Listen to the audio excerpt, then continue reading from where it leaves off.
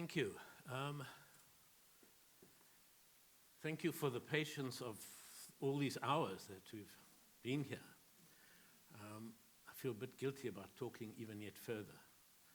But as you can imagine, it is a little bit like being examined by having an anatomy lesson done on yourself while you're lying there, having these. And I'll respond to that also somewhat.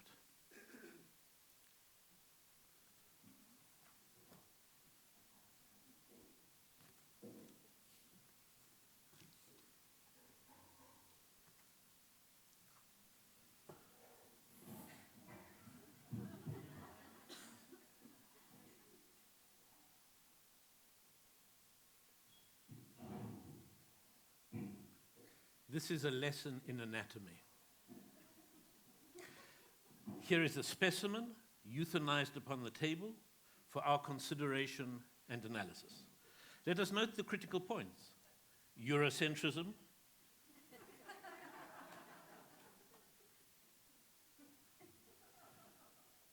the matrixial, the self-indulgent. Note the discrepancy between what should be made and what he has made. These should not be confused. Here we see the gap between what the artist thinks he has made and what the viewer receives. Here is the hope. The artist thinks he has made a fire, but what we receive is an empty bucket. The artist should not be trusted, but should be subject to the closest scrutiny.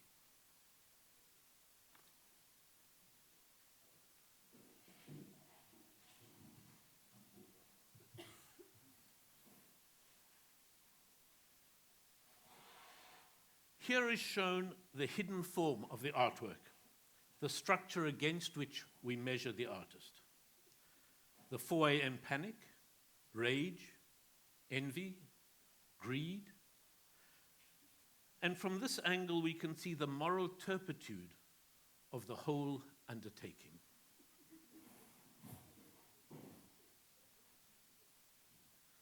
This is the section of that which is not drawn. These are the points of self-inflation, a certain insouciance, new thoughts, empty, deliberation. The artist is at work only when he is asleep. The whole deportment shows a certain vagueness, a certain ineptitude, a certain insouciance. The artist is a cat disguised as a cat.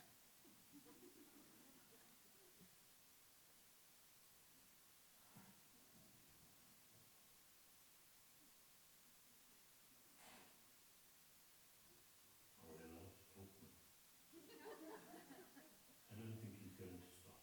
I think they've finished with it. I think he'll go on for 3 or 4 minutes. Okay, what is being said is of no interest and not worth listening to.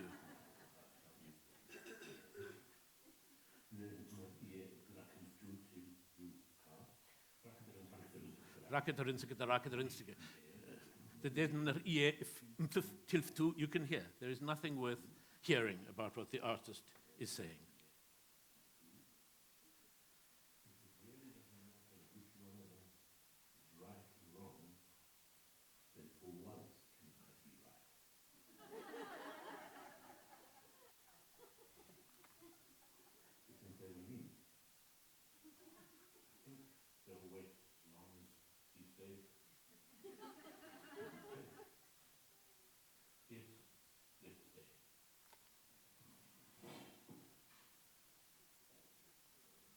That is the end of the lesson in anatomy.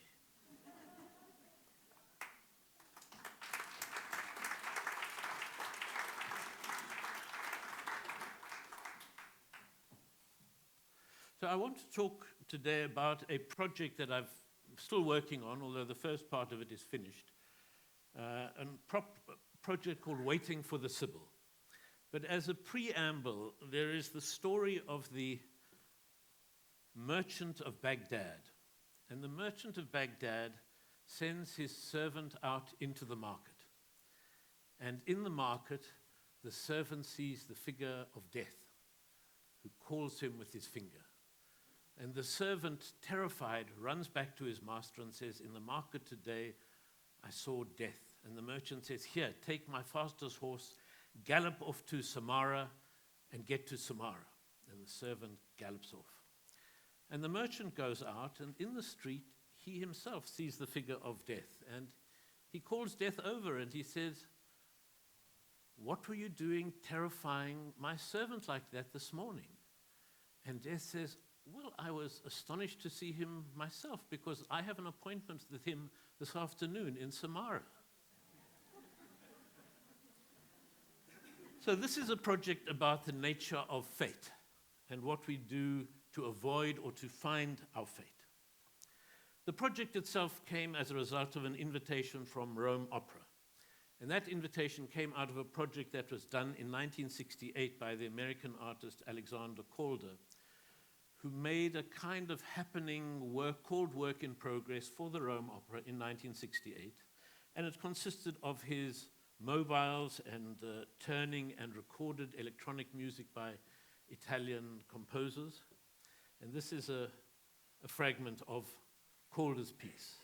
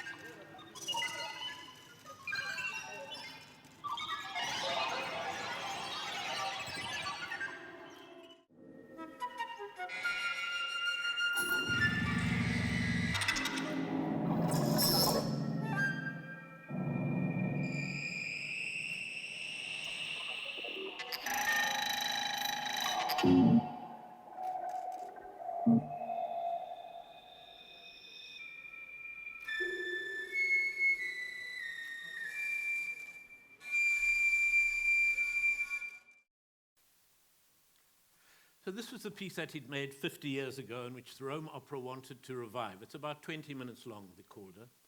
And they invited me to make a companion piece to it, the second half of an evening. And that was the starting point of the project. It was to be a short piece with recorded music. And what it did, the turning sculptures of Calder, which one thinks of immediately when you think of Calder, was a piece which I'd made some years previously for the Opera House in Venice. Oh, no, sorry, not for that.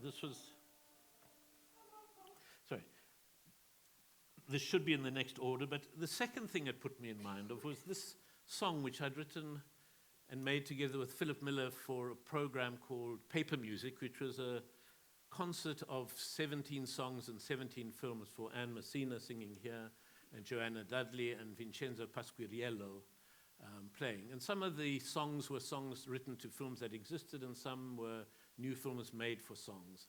And this was one song of the cycle, or a section of it, which was called Waiting for the Sibyl, which then became the title of the longer piece I'm working on now.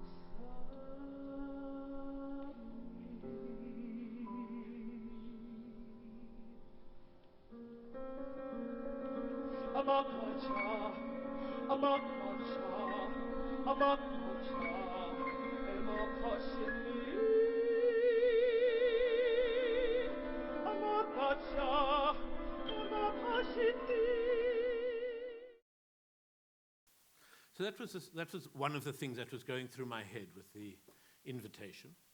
But the starting point of the thinking was a piece I'd made for the fire curtain of an opera house in Venice, La Fenice. And this was an invitation to do a projection on a fire curtain while the orchestra was tuning up. So when the audience came in, there'd be this projection on the fire curtain. When the opera was ready to be performed and the audience was in, the projections would stop and the opera would begin. And for that, I was thinking, well, what is the randomness of an orchestra tuning up, where there's all these random notes that at one moment come together with the A that's given to the orchestra and then disintegrates again. And that produced a series of images and sculptures which revolve and have one moment of coherence, like the A of the orchestra coming together.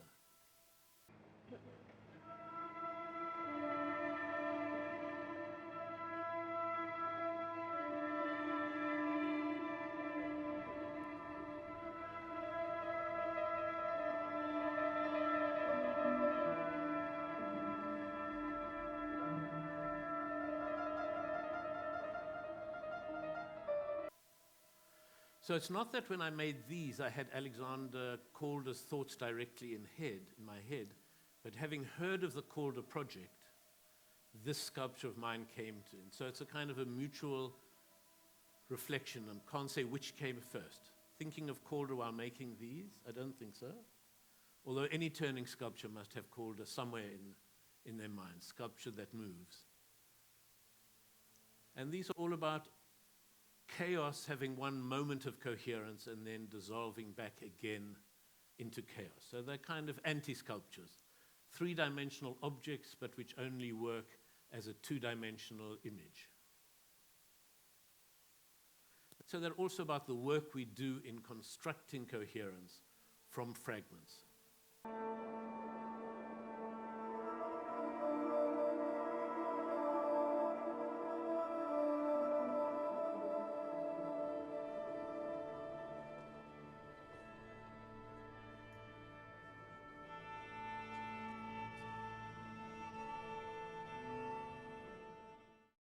Now, the song that's Waiting for the Sibyl, which I made with Philip and for Anne Messina, somehow came in as one of the subjects of this turning sculptures, of thinking about what is it that turns. And there are two stories about the Sibyl. The Sibyls were prophetesses.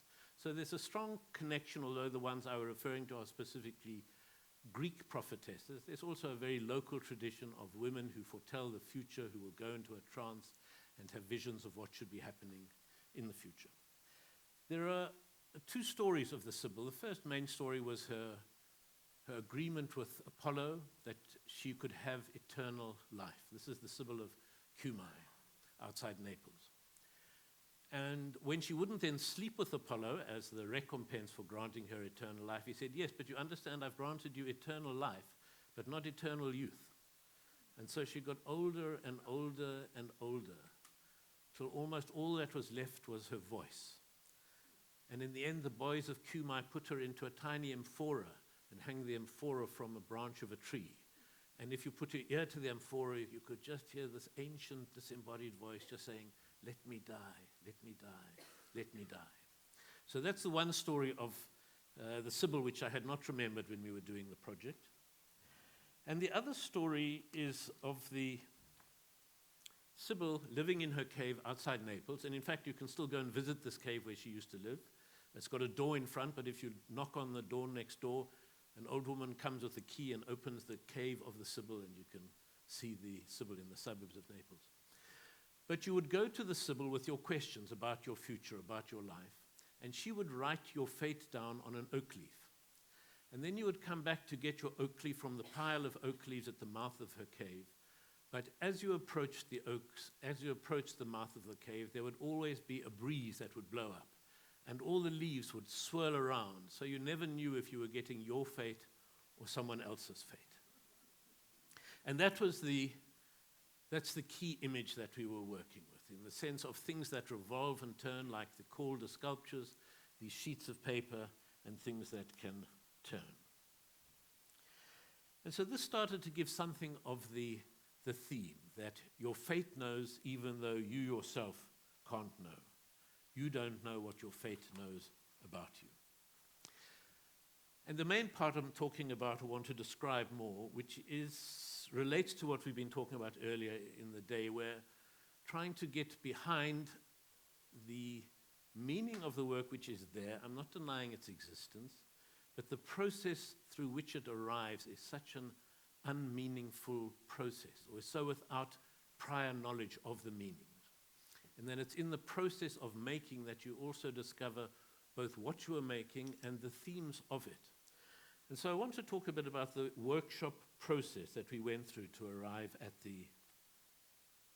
the work, which leads to its theme of uncertainty. So the first idea was objects that turn. In line with what the Rome Opera had said, we would have one dancer and recorded music and projections. You'll have seen from the film of the procession in Rome that Michael Godby showed earlier, the difference in scale between someone walking carrying a shadow and the scale of their shadows projected. If there's a light on the ground, the scale of the shadows projected from them. And this investigation of the separation between a performer and the shadow was one of the formal things I wanted to go on exploring in this project. Initially, I asked 4 different composers to work on the project, like the Calder, where there were 3 different composers who'd worked on, whose music Calder had used in his piece. And in the end, that was whittled down to 2 composers who did the work. Nhlanhla Mahlangu, who did all the choral music, and Kyle Shepard, the jazz pianist, who did other piano interpolations and some scenes that were done. And both of those, Kyle Shepard and Nhlanhla Mahlangu, I'd started working with and had met at the Center for the Less Good Idea, which is a slight digression, but I'll go there, which is a small art center we have in Johannesburg, which works on the principle of different musicians, artists, writers, dancers, filmmakers coming together to discover the energy generated by the collaboration of working together across each other's fields. What a filmmaker will promote, will encourage in a dancer, what a dancer will show to a writer, that circle of activity is key to it. And so of necessity, that's a very open-ended process. There's a first idea that you have, an impulse. It's not random, you don't start from nowhere, you start from somewhere. But the understanding that in the process of making, in the rehearsal space, in the recording studio, things emerge which you haven't anticipated, which in the end become very central, not just to the shaping of the final piece, but also in a way to its themes, to its actual meaning. So the fact that it came partly out of the Center for the Less Good Idea affected what the piece was at the end. One of the people we'd been working with was a singer and a dancer who could sing with an astonishingly low, throaty, choral register, a kind of Transkeian throat singing, Eastern Cape throat singing, not from the Rand, originally from the Eastern Cape. And I decided if one wanted a voice of the Sibyl, one wanted a voice that was a surprise to come out of a body. So the Sibyl herself is a dancer, but her voice is primarily given by Olisile, who has this extraordinary range, and also someone who'd first come to attention doing very different projects at the center in earlier seasons. There were 2 dancers who came to join in this workshop, and this was a workshop of 15 or 20 of us in the space, with me telling the 2 stories I've told you about the Sibyl, showing them Alexander Calder's Mobile's Turning, listening to some of the songs from paper music, and seeing where we could go, what things were suggested, what kind of movements, what voices. It was both a period of choreography, of composition, very importantly, and of thinking about what would it be to take an idea and put it on the stage. What would it actually... The question always asked is, yes, there's an idea, but how is that idea, what is the material through which you can think about that thought, rather than have the thought and think it through and then illustrate it in one form or another. But actually put something as the thinking starts and the discussion starts on the stage to start working. So the elements we had was the voice, we had turning, we had dance, we had pages like the oak leaves spinning in the air.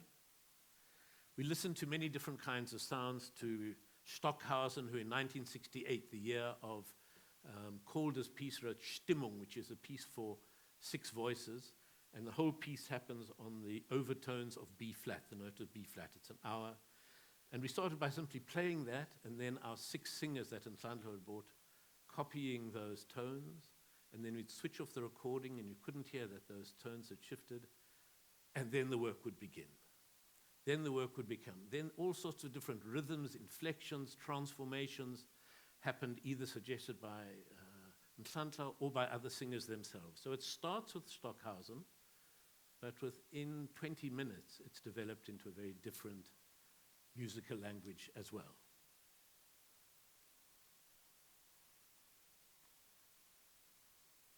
Now, there are 2 references to the leaves of the Sibyl that struck me. The one is at the very end of Dante's Divine Comedy, which is sort of the first great Italian book, and the first bound book, written very early on, quite shortly after movable type arrived in its European form, in Europe. And right at the very end of this whole story of Inferno, Purgatorio, and Paradiso, the image of knowledge, the version almost of Plato's sense of knowledge. He writes, and there's elisions here, and different translations. So in the wind that stirred the light leaves were the oracles that the Sibyl wrote lost. And later on, but within the depths I saw gathered together, bound in a single volumes, leaves that lie scattered throughout the universe. So it's an image of all these different fragments of knowledge coming into a coherence of a single book. And I was interested in the reverse of that. Our coherent book, in this case, most of the time the Oxford English Dictionary, with the pages literally cut up, drawn on, thrown into the air, blown about, a book dismembered. But not the only person dismembering it, because it's at the very end of Finnegan's Wake. There's a reference to Dante and to the leaves and to the pages. And at the very end, almost the second last sentence of the book, he says, "My leaves have drifted from me, all, but one clings still to remind me of Lif, which is life, or the Liffey River," which of course takes us to Beckett with his dead tree with a single leaf on it in Waiting for Godot. So the sense of trees and their fortune and the leaves as both pages and knowledge was one of the sort of the founding pieces of raw material with which we worked. So the first piece I'll show you is both a piece of the workshop, thinking about the book of the Sibyl. If we want pages, let's have the Sibyl in the pages. And then there's a tiny fragment from the performance that we did when the piece was finished in Rome 2 months ago, or 6 weeks ago. And that process is about a year between the starting of working on the project and the completion of the 40-minute opera as it became.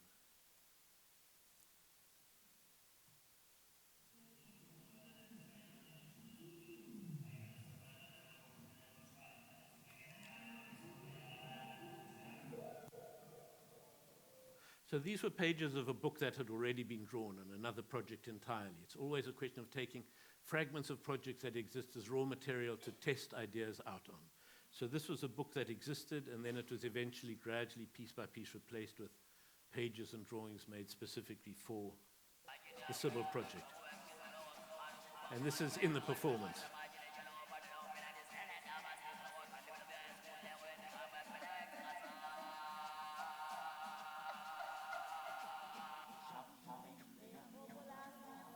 So the previous image was a rehearsal in Johannesburg, and this is a fragment of the performance in Rome.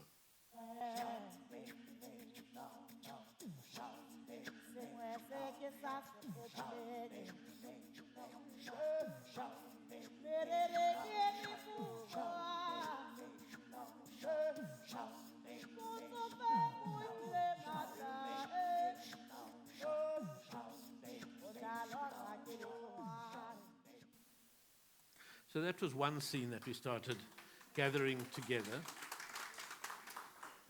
And then there were other thoughts about what are other things. So how do we connect it to the Calder, to things turning? Do we have objects that turn on the stage to make the sculptures which you'd seen in The Return on the curtain of Fenice, huge scale, so they could fill a whole theater? Then we realized that was going to kind of be impossible, but it was possible because we were using projections to have that sense of scale, but to work at a much smaller scale.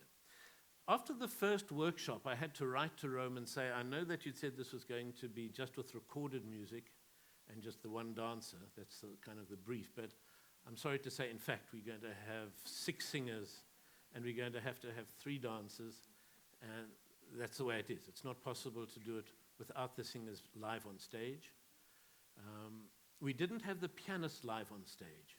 And we didn't have the pianist live on stage because when we did the first workshop, I'd explained to Kyle that it was going to be recorded music, and the opening was the 10th of September, and he said, it's good that it's recorded music because on the 10th of September, my wife is due to give birth.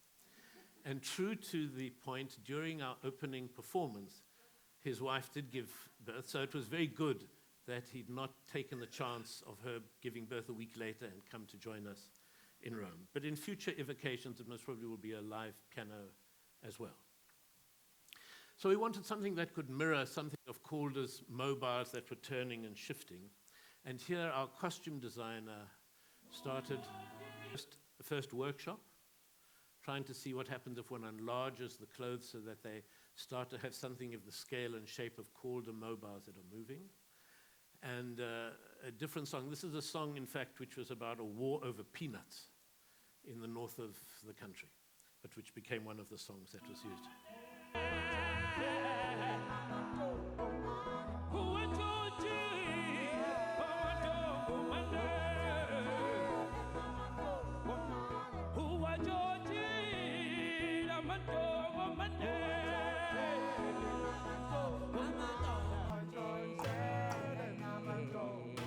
Again, the first image was in the studio in Johannesburg.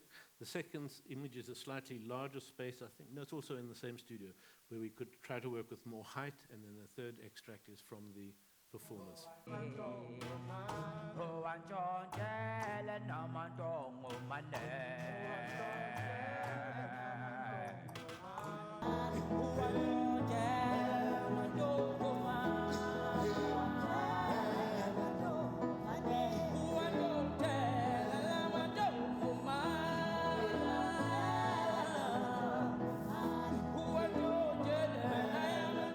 So the costumes for the piece started, we knew we wanted something that connected somewhat to leaves, to trees. But the first dress, I got a phone call from our costume designer, Greta Goris, in Brussels, saying she'd found this dress, which she thought was going to be beautiful, but it was very expensive, and maybe it wouldn't work at all. And it's in fact a dress that was made in 1860, but it has fantastic quality of silk, that rough brown silk, which is almost like an autumn leaf. And we brought it to the workshop, and within the first 3 swirls of Teresa swirling, every seam split. So with great skill, the fabric itself is as strong as steel. And so we simply had to remake every seam of the dress and line it and strengthen it that way. But that was kind of a starting point for a kind of movement of fabric and cloth and texture to use. Then there was another image we had, thinking about fate and moving the death in Samara. I think this was after the first crash of the Boeing 737-10s or Bs, the ones that the first that both crashed. And with every air crash, there are always 2 stories. There's the story of the person who was due to take that plane. No, there's one story. The story you hear is the person who was due to take the plane, but was delayed and missed the plane and could phone to tell her family, in fact, I'm still alive. There's that story, but there's also the less told story of the person who arrives early, is put on a waiting list, and because someone doesn't pitch up, is able to get on that plane. So it's a question of which chair do you sit in? Is this the one that's going to blow up, or is that the chair that's going to blow up? Are you making a decisive move towards your own destruction, or are you, that question we have of ourselves. How did we just escape, or how did we just, everything that happens we know is this extraordinary cascade of coincidences. You were either just past the traffic light when the smash happened, or you were just at the traffic light when the smash happened. And so we started playing with the right chair and the wrong chairs.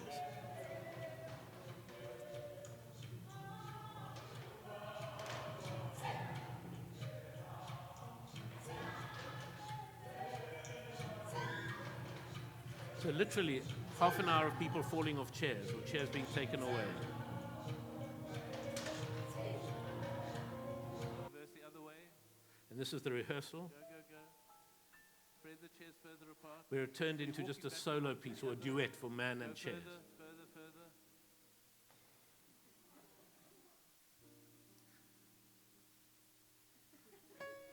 And this is also a product of the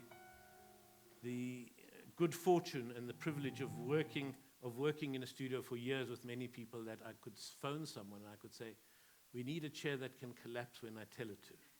And he said, no problem. And 2 weeks later, there was a chair that would collapse on command. He said it would take more weeks to get it to reconstitute itself on command. But it developed into a scene.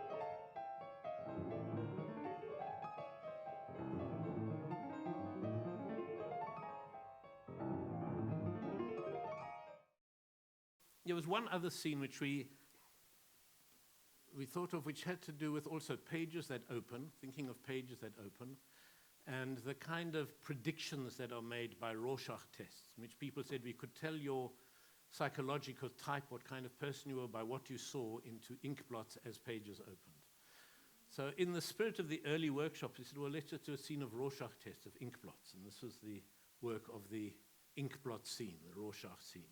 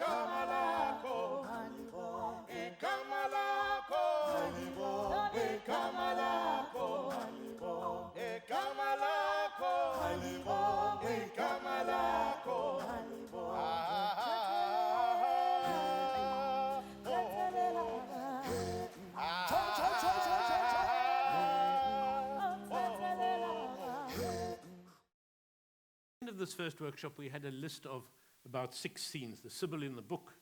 We had a waiting room for the Sibyl. We had a scene of the Sibyl off duty. We had that ballet mécanique of the turning people. We had a scene of confetti animation, of pages making images. And we had a scene about the algorithm, thinking of what is the contemporary form of the Sibyl. And it's distressing, but it most probably is the algorithm that we rely on. And we also started making the text, and I'll talk a bit about the text. I'm not a writer, but we needed a text, so it was done as a kind of collage. So there are about 200 lines in the libretto,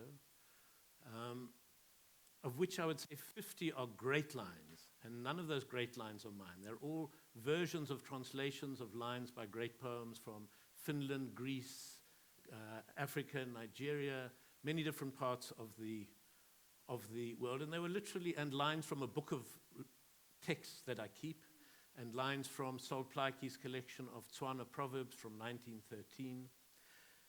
And they were literally all cut into little strips of paper and put on a table, and then I tried to see, I took lines out which I thought were interesting, which intrigued me in one way or another. They weren't all about predicting the future. A lot of them weren't specifically about the future. And then did the exercise of saying, well, these are the 150 lines I've got on the table. What would be a possible kind of order, and what seems to go through them? And it was through this fairly, it wasn't haphazard, because they were certainly read, but quite quickly grouped rather than agonized over. And that became the first draft of the libretto. And it's a libretto which is not sung directly, it's projected, but a lot of the lines which are sung are versions retranslated again of fragments of the libretto. And I wish that I could have written the gorgeous lines, but it made me completely understand the difference between my plodding lines and lines that arrive from a different kind of imagination.